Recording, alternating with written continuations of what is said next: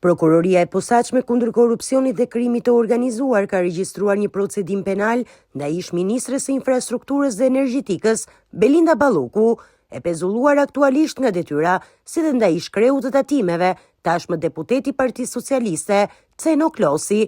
Procedimi penal mban numrin 95 të vitit 2025 dhe është regjistruar mbi bazën e kallëzimit të depozituar nga Adriana Kalaja. SPAK bën me dije se materiali kallëzues shtesë i protokolluar më 16 shtator 2025 është bashkuar dhe po administrohet brenda kësaj dosje, e cila aktualisht ndodhet në fazën e hetimeve paraprake. Balloku është nën hetim për 2 procedura të nderimi, tunelin e Llogaras dhe lotin 4 të Unazës së Jashtme të Tiranës. Dyshohet se ajo ka favorizuar kompanitë fituese në bashkëpunim me vartës të saj. Për këtë çështje, gjykata e posaçme shkallës së parë ka vendosur pezullimin e saj nga detyra si ministre dhe masën ndaluese të daljes jashtë shtetit.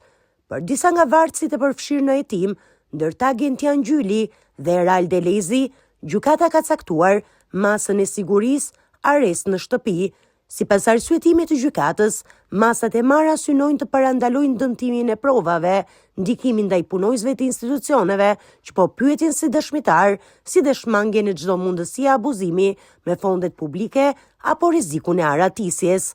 Megjithatë, masat e sigurisë të vendosura nuk e pengojnë Belinda Ballokun të vijojë ushtrimin e funksionit të saj si deputete në Kuvendin e Shqipërisë.